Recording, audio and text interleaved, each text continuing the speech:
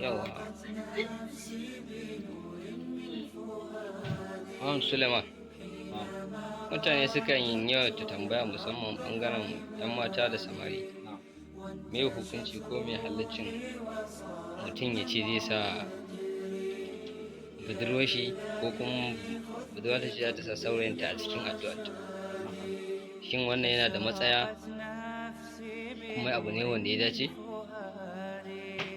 to kafin ne na fara a'udhu billahi minash shaitanir rajim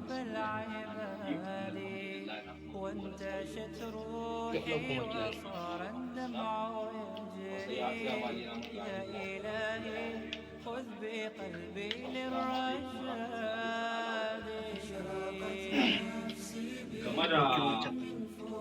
game da wannan tambaya da kai, ni ma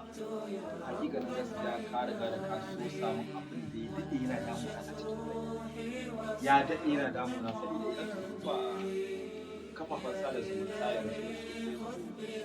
WhatsApp, Twitter, Instagram, za ga abu ne makamancin wannan da yake ta yawo tun kafin zuwa. Zaka ji tsakanin saurayi da budurwa idan ana wannan, zaka ji kana cewa ai wane zana saka ka a cikin addu'a, zana kai ka wajen Allah ka to ƙaran me akan soyayya, shi ma ka ji ya ce shi ma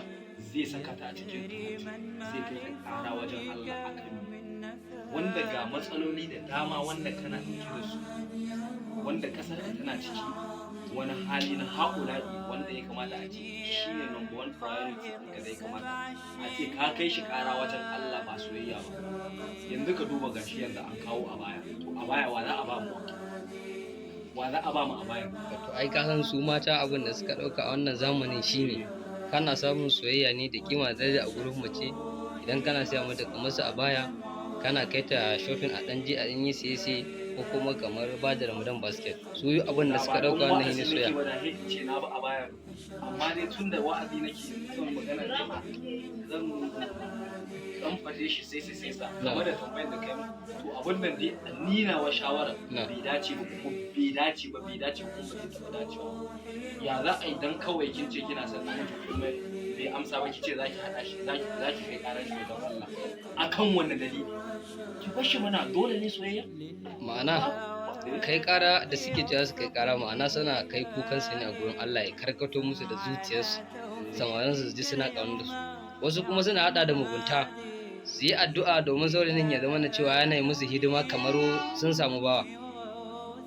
Shi ne amfanin haram ne, bai dace. Ya za a yi ki je ki addu'a ki ce Allah ya karkato da hankalin wani yadda ya kashe miki, shi bai da gata ne ko bai san ciwon kai. Wannan totally haram ne. To wannan jan hankali na kai ga 'yan mata wanda suka ɗauki soyayya kawai akan ba ni ba su damu da wani kula ba, kawai abin da suka sani a soyayya su dai a basu. So jan hankali da zan yi ma waɗannan ba iya hankalin ba, su kansu da cikin gaba ɗaya da domin ina so su sa a hanya madaidaiciya wanda su samu za su game da masu waɗannan ɗabi'a da waɗannan hali na bani a cikin soyayya, to wannan ɗabi'a ba ne. Shi soyayya ba an gina shi bane akan bani a so samu a matsayinki na mace a soyayya ke kasance kullum mai cewa ungo